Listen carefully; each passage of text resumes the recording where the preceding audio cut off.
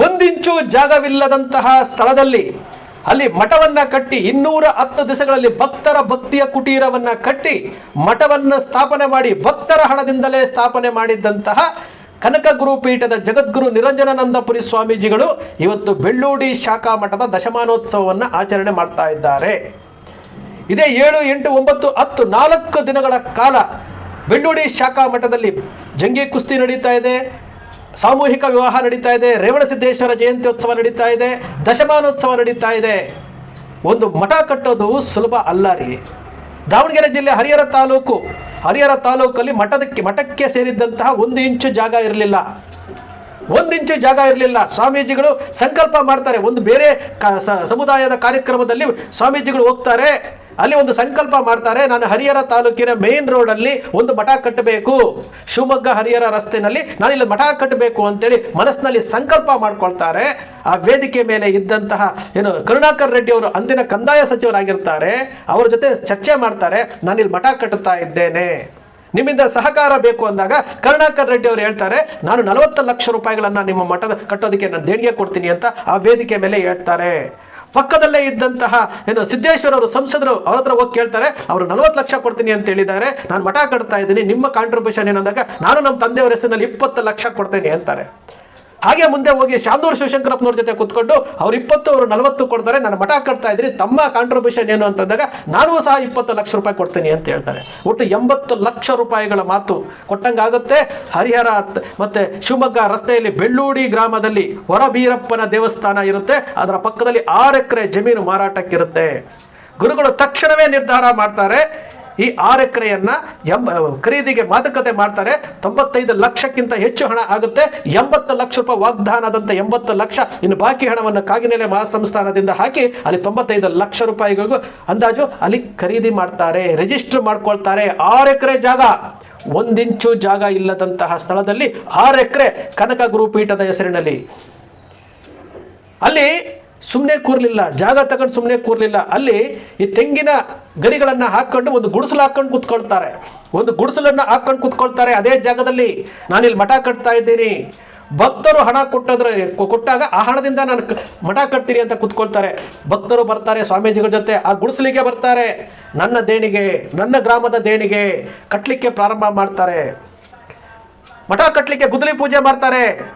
ಪ್ರತಿನಿತ್ಯವೂ ಸಹ ಆ ಗುಡಿಸಲಲ್ಲೇ ಕುತ್ಕೊಳ್ತಾರೆ. ಪ್ರತಿ ಗ್ರಾಮದಿಂದ ಕಟ್ಟಡ ಕಟ್ಟುವಂತಹ ಕಾರ್ಮಿಕರಿಗೆ ಊಟವನ್ನ ಮಾಡಿಕೊಂಡು ಟ್ರ್ಯಾಕ್ಟರಲ್ಲಿ ಇಟ್ಕೊಂಡು ಬಂದು ಅವರಿಗೆಲ್ಲ ಊಟ ಬಡಿಸಿ ಆ ಗ್ರಾಮದಿಂದ ದೇಣಿಗೆಯನ್ನ ಸಂಗ್ರಹಣ ಮಾಡಿ ಸ್ವಾಮೀಜಿಯವರು ಕೊಟ್ಟು ರಸೀದಿ ತಗೊಂಡು ಹೋಗ್ತಾರೆ. ಹರಿಹರ ತಾಲೂಕು ಮಾತ್ರ ಅಲ್ಲ, ದಾವಣಗೆರೆ ಜಿಲ್ಲೆ ಮಾತ್ರ ಅಲ್ಲ, ಬೇರೆ ಬೇರೆಗಳ ಕಡೆಯಿಂದನೂ ಸಹ ಬರುತ್ತೆ. ಒಟ್ಟು 210 ದಿವಸಗಳಲ್ಲಿ ನೋಡುತ್ತಿದ್ದಂತೆಯೇ 210 ದಿವಸಗಳಲ್ಲಿ ಬೆಳ್ಳೂಡಿ ಗ್ರಾಮದಲ್ಲಿ ಕನಕ ಗುರುಪೀಠ ಭಕ್ತರ ಭಕ್ತಿಯ ಕುಟೀರ ಹೆಸರಿನಲ್ಲಿ ಲೋಕಾರ್ಪಣೆ ಆಗುತ್ತೆ, ಕಟ್ಟಿ ಮುಗಿಸ್ತಾರೆ.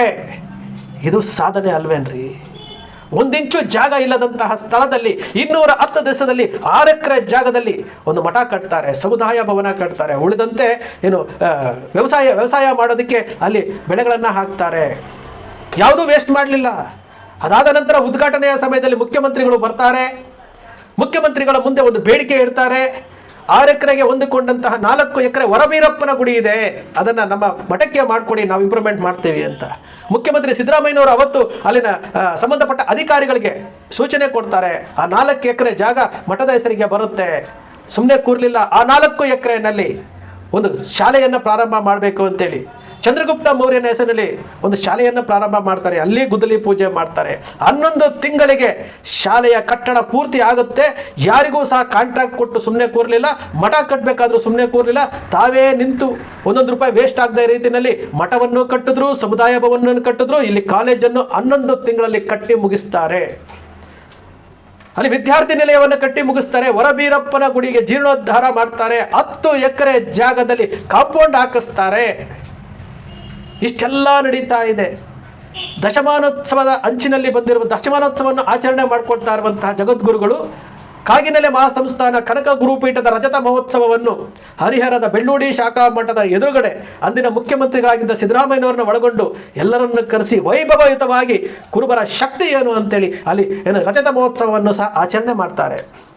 ಒಂದು ಮಠ ಕಟ್ಟಬೇಕಾದ್ರೆ ಭಕ್ತರ ಭಕ್ತಿಯ ಕುಟೀರ ಕಟ್ಟಬೇಕಾದ್ರೆ ಯಾರ್ಯಾರು ಹಣ ಕೊಟ್ಟಿದ್ರು, ಯಾರ್ಯಾರು ದೇಣಿಗೆ ಕೊಟ್ಟಿದ್ರು, ಯಾವ್ಯಾವ ವಸ್ತು ರೂಪದಲ್ಲಿ ಕೊಟ್ಟಿದ್ರು ಎಲ್ಲವನ್ನೂ ಪಟ್ಟಿ ಮಾಡಿ ಇವರು ಇಷ್ಟೆಲ್ಲ ಕೊಟ್ಟಿದ್ದಾರೆ, ಇಷ್ಟೆಲ್ಲ ಖರ್ಚಾಗಿದ್ದಾರೆ ಅಂತೇಳಿ ಜಮಾ ಖರ್ಚಿನ ಸಮೇತ, ಫೋಟೋಗ್ರಾಫ್ಗಳ ಸಮೇತ ಪುಸ್ತಕವನ್ನು ಪ್ರಿಂಟ್ ಮಾಡಿ ಅವತ್ತು ಭಕ್ತರ ಭಕ್ತಿಯ ಕುಟೀರ ಓಪನ್ ದಿವಸ ಬಿಡುಗಡೆ ಮಾಡ್ತಾರೆ. ಪ್ರತಿ ವರ್ಷ ವಾರ್ಷಿಕೋತ್ಸವ ರೇವಣಸಿದ್ದೇಶ್ವರ ಜಯಂತ್ಯೋತ್ಸವ ಮಾಡ್ತಾರೆ. ಪ್ರತಿ ವರ್ಷವೂ ಸಹ ಭಕ್ತರನ್ನ ಕರೆದು ಅವರಿಗೆ ರಸೀದಿ ಬುಕ್ ಕೊಟ್ಟು ಅಲ್ಲಿಂದ ದೇಣಿಗೆ ಸಂಗ್ರಹಣ ಆಗಿದ್ದನ್ನ ಕಾರ್ಯಕ್ರಮ ಆದ ಒಂದು ವಾರದಲ್ಲೇ ಕಂಪ್ಲೀಟ್ ಜಮಾ ಖರ್ಚಿನ ಲೆಕ್ಕವನ್ನು ಭಕ್ತರ ಮುಂದೆ ಇಡುವಂತಹ ಏಕೈಕ ಜಗದ್ಗುರುಗಳು ಯಾರಾದರೂ ಇದ್ದರೆ ಅದು ಶ್ರೀ ನಿರಂಜನಾನಂದಪುರಿ ಸ್ವಾಮೀಜಿಗಳ ಹತ್ತಿರದಿಂದ ನಾವು ಬಲ್ವೆ, ಹತ್ತಿರದಿಂದ ಗೊತ್ತಿದೆ. ಇವತ್ತು ದಶಮಾನೋತ್ಸವ ಆಗ್ತಾ ಇದೆ. ಕಾಗಿನೆಲೆ ಮಹಾಸಂಸ್ಥಾನ ಶಾಖಾ ಮಠ ಬೆಳ್ಳೂಡಿ ಮಠದ ದಶಮಾನೋತ್ಸವ ಆಗ್ತಾ ಇದೆ. ರೇವಣಸಿದ್ದೇಶ್ವರ ಜಯಂತ್ಯೋತ್ಸವ ಸರ್ಕಾರ ಇವತ್ತು ರೇವಣಸಿದ್ದೇಶ್ವರ ಜಯಂತ್ಯೋತ್ಸವ ಮಾಡ್ತಾರೆ, ಆದರೆ ಮಠ ಮಾಡ್ತಾ ಇದೆ. ಕುಸ್ತಿ ಬಯಲು ಕುಸ್ತಿಯನ್ನು ಏರ್ಪಡಿಸಿದ್ದಾರೆ. 45 ಜೋಡಿಗಳ ಸಾಮೂಹಿಕ ವಿವಾಹ ನಡೀತಾ ಇದೆ. ಜಾತ್ಯತೀತವಾಗಿ ಸಾಮೂಹಿಕ ವಿವಾಹ ನಡೀತಾ ಇದೆ. 45 ಜೋಡಿಗಳ 10ನೇ ತಾರೀಕು ಜಾತ್ಯತೀತವಾಗಿ ಸಾಮೂಹಿಕ ವಿವಾಹ ನಡೀತಾ ಇದೆ. ಅದು ಕನಕ ಗುರುಪೀಠದಲ್ಲಿ ಬೆಳ್ಳೂಡಿಯ ವೇದಿಕೆ ಮೇಲೆ. ಭಕ್ತರು ಅಷ್ಟು ಚೆನ್ನಾಗಿ ಸ್ಪಂದಿಸ್ತಾ ಇದ್ದಾರೆ. ದಶಮಾನೋತ್ಸವ ಕಾರ್ಯಕ್ರಮಕ್ಕೆ ಸ್ವಯಂ ಪ್ರೇರಿತವಾಗಿ ಬಂದು ದೇಣಿಗೆಯನ್ನು ಕೊಡ್ತಾ ಇದ್ದಾರೆ, ಜೊತೆಯಲ್ಲಿ ಸಹಕರಿಸ್ತಾ ಇದ್ದಾರೆ. ದಶಮಾನೋತ್ಸವ ಕಾರ್ಯಕ್ರಮ 10ನೇ ತಾರೀಕು ಸಾಮೂಹಿಕ ವಿವಾಹ ಏನು ನಡೆಯುತ್ತಲ್ಲ, ಇದು ಒಂದು ಐತಿಹಾಸಿಕ ಕ್ಷಣ. ಮುಖ್ಯಮಂತ್ರಿಗಳು ಭಾಗವಹಿಸ್ತಾ ಇದ್ದಾರೆ, ವಿರೋಧ ಪಕ್ಷದವರು ಭಾಗವಹಿಸ್ತಾ ಇದ್ದಾರೆ, ಎಲ್ಲ ಜನಪ್ರತಿನಿಧಿಗಳಿಗೂ ಆಹ್ವಾನ ಕೊಟ್ಟಿದೆ. ಇಷ್ಟೆಲ್ಲವೂ ಮಾಡ್ತಾ ಇರುವಂಥದ್ದು ಯಾರಿಗೋಸ್ಕರ? ಕನಕ ಗುರುಪೀಠವನ್ನು ನೀವು ಸ್ಥಾಪನೆ ಮಾಡ್ತೀರಿ, 1992ರಲ್ಲಿ ಸ್ಥಾಪನೆ ಮಾಡ್ತೀವಿ, ಕುರುಬರಿಗೊಂದು ಪೀಠ ಇರಬೇಕು ಅಂತೇಳಿ. ಆ ಮಠಕ್ಕೆ ಏನಾದರೂ ಒಂದು ರೆವಿನ್ಯೂ, ಮಠ ನಡೆಸೋದಕ್ಕೆ ಏನಾದರೂ ಒಂದು ವ್ಯವಸ್ಥೆ ಮಾಡಿದಾರಾ? ಕಂದಾಯದ ವ್ಯವಸ್ಥೆ ಮಾಡಿದಾರಾ? ರೆವಿನ್ಯೂ ವ್ಯವಸ್ಥೆ ಮಾಡಿದಾರಾ? ಬಾಡಿಗೆ ಬರೋ ಥರ ಏನಾದರೂ ಮಾಡಿದಾರಾ? ಬೇರೆ ಬೇರೆ ಸಮುದಾಯಗಳಲ್ಲಿ ನಾವು ನೋಡ್ತೀವಿ. ಶಿಕ್ಷಣ ಸಂಸ್ಥೆಗಳು ಜಗದ್ಗುರು ನಿರಂಜನಾನಂದಪುರಿ ಸ್ವಾಮೀಜಿಗಳು ಬಂದ ನಂತರ ಮೈಲಾರ ಮಠ ಆಗಿರ್ಬೋದು, ಕಾಗಿನೆಲೆ ಮಠ ಆಗಿರ್ಬೋದು, ಬೆಳ್ಳೂಡಿ ಮಠ ಆಗಿರ್ಬೋದು, ಕೇತವಳ್ಳಿ ಮಠ ಆಗಿರ್ಬೋದು, ಶಿಕ್ಷಣ ಸಂಸ್ಥೆಗಳು ಆಗ್ತಾ ಇರುವಂಥದ್ದು. ಅದಕ್ಕೆ ಮುಂಚೆ ಯಾರೂ ಸಹ ಯೋಚನೆ ಮಾಡೇ ಇರಲಿಲ್ಲ. ಇಷ್ಟೆಲ್ಲ ಆಸ್ತಿಗಳು ಇವತ್ತು ಕನಕ ಗುರುಪೀಠ ಕಾಗಿನೆಲೆ ಮಹಾಸಂಸ್ಥಾನದ ಜಗದ್ಗುರುಗಳು ಅವರ ನೇತೃತ್ವದಲ್ಲಿ ನಡೀತಾ ಇರುವಂತಹ ಮಠಗಳು ಇವತ್ತು 175 ಕೋಟಿ ಆಸ್ತಿಯನ್ನು ಹೊಂದಿದೆ. ಇದನ್ನು ಬಹಿರಂಗವಾಗಿ ಸ್ವಾಮೀಜಿಗಳು ಸಮಾಜದ ಮುಂದೆ ಇಡ್ತಾ ಇರುವಂಥದ್ದು. ಆ ಆಸ್ತಿ ಒಂದೊಂದು ಇಂಚು, ಒಂದೊಂದು ಪೈಸೆ ಮಠಕ್ಕೆ ಬರ್ತಾ ಇರೋದು ಅದು ಸಮಾಜದ ಆಸ್ತಿ. ಸ್ವಾಮೀಜಿಗಳು ಶಾಶ್ವತ ಅಲ್ಲ, ಸ್ವಾಮೀಜಿಗಳು ಶಾಶ್ವತ ಅಲ್ಲ, ರಾಜಕಾರಣಿಗಳು ಶಾಶ್ವತ ಅಲ್ಲ, ಆದರೆ ನಮ್ಮ ಮಠಗಳು ಶಾಶ್ವತ. ಅಲ್ಲಿ ಆಗಿರುವಂತಹ ಆಸ್ತಿಗಳು ಶಾಶ್ವತ. ಎಲ್ಲವೂ ಸಹ ಪ್ರತಿಯೊಬ್ಬ ಮಠದ ಭಕ್ತರಿಗೂ ಸೇರಬೇಕಾಗಿರುವಂಥದ್ದು, ಸಮಾಜಕ್ಕೆ ಸೇರಿರುವಂಥದ್ದು. ಯಾವತ್ತಾದರೂ ನಾವು ಯೋಚನೆ ಮಾಡಿದ್ದೀವಾ? ಒಂದು ವೇಳೆ ಮಠದ ಅಭಿವೃದ್ಧಿಗೋಸ್ಕರವಾಗಿ ಮಠಕ್ಕೆ ಆದಾಯ ಬರೋ ಥರ ಮಾಡಿದರೆ ಇನ್ನೆಷ್ಟು ಎತ್ತರಕ್ಕೆ ಬೆಳೀತಿತ್ತು? ಯಾವುದೇ ಸರ್ಕಾರ ಬರಲಿ, ಅವ್ರ ಮುಂದೆ ಹೋಗಿ ಸಮಾಜಕ್ಕೆ ಏನು ಬೇಕು ಏನು ಬೇಡ ಅಂತೇಳಿ ಮನವಿ ಕೊಟ್ಟು ಅವರನ್ನ ಬೆನ್ನತ್ತಿ ಅವರಿಂದ ಅನುದಾನ ತಗೊಂಡು ಬಂದು ಇವತ್ತು ಇಷ್ಟೆಲ್ಲ ಇಂಪ್ರೂವ್ಮೆಂಟ್ ಆಗ್ತಾ ಇದೆಯಲ್ಲ, ಇಷ್ಟೆಲ್ಲ ಇಂಪ್ರೂವ್ಮೆಂಟ್ ಆಗಿದೆಯಲ್ಲ. ಒಂದು ಯಶಸ್ವಿಯಾಗಿ 10 ವರ್ಷಗಳ ಕಾಲ ಒಂದು ಶಾಖಾ ಮಠವನ್ನು ನಡೆಸಿ ಇವತ್ತು ದಶಮಾನೋತ್ಸವ ಕಾರ್ಯಕ್ರಮ ಮಾಡ್ತಾ ಇದ್ದಾರಲ್ಲ, ಅದು ನಮಗೆ ಹೆಮ್ಮೆ ಅಲ್ವೇನ್ರಿ? ನಮಗೆ ಹೆಮ್ಮೆ ಅಲ್ವಾ? ನಾವು ಸುಮ್ಮನೆ ಇದ್ಬಿಟ್ಟಿದ್ದಿದ್ರೆ 92ರಲ್ಲಿ ಮಠ ಮಾಡಿದ್ರು, ದೊಡ್ಡ ಸ್ವಾಮೀಜಿಯವರು ಐಕ್ಯರಾದ ಮೇಲೆ ನಮಗೆ ಯಾಕೆ ಅಂತ ಸುಮ್ಮನೆ ಆಗ್ಬಿಟ್ಟಿದ್ದಿದ್ರೆ ಇವತ್ತು 175 ಕೋಟಿ ಆಸ್ತಿ ಆಗ್ತಿತ್ತಾ?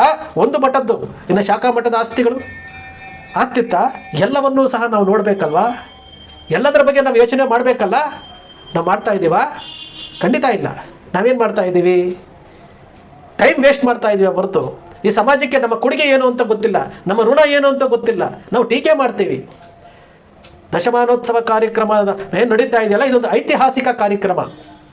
ನಾವು ನಮ್ಮ ಮನೆಯ 1 ಇಂಚು ಜಾಗ ಹೋದರೆ ಬಾಯಿ ಬಡ್ಕೊಳ್ತೀವಿ, 1 ರೂಪಾಯಿ ಯಾರಾದರೂ ಕದ್ಕೊಂಡ್ರೆ ಬಾಯಿ ಬಡ್ಕೊಳ್ತೀವಿ, ಎಲ್ಲದಕ್ಕೂ ಬಾಯಿ ಬಡ್ಕೊಳ್ತೀವಿ. ನಮ್ಮದು ನಾನು ನನ್ನ ಸಂಸಾರ, ನನ್ನ ಕುಟುಂಬ, ನನ್ನ ಮನೆ ಚೆನ್ನಾಗಿರಬೇಕು ಅಂತೀವಿ. ಆದರೆ ಜಗದ್ಗುರುಗಳು ಮತ್ತು ಶಾಖಾ ಮಠದ ಸ್ವಾಮೀಜಿಗಳು ಸಮಾಜಕ್ಕೋಸ್ಕರವಾಗಿ ನಾವು ಜೀವನವನ್ನು ಮುಡುಪಾಗಿಟ್ಟಿದ್ವಿ, ಸಮಾಜಕ್ಕೆ ಏನಾದರೂ ಮಾಡಿಬಿಟ್ಟು ಹೋಗಬೇಕು ಅಂತೇಳಿ ಪಣ ತೊಟ್ಟು ಇಷ್ಟೆಲ್ಲ ಮಾಡ್ತಾ ಇದ್ದಾರೆ. ಅರ್ಥ ಮಾಡ್ಕೊಳ್ಬೇಕು. ಅಂದರೆ ಸಬ್ಸ್ಕ್ರೈಬ್ ಆಗಲಿಲ್ಲ ಅಂದರೆ ಸಬ್ಸ್ಕ್ರೈಬ್ ಮಾಡ್ಕೊಳ್ಳಿ, ಪಕ್ಕದಲ್ಲಿ ಕಾಣುವಂಥ ಬೆಲ್ ಐಕಾನ್ ಪ್ರೆಸ್ ಮಾಡಿ, ಶೇರ್ ಮಾಡಿ, ಪ್ರೋತ್ಸಾಹ ನೀಡಿ.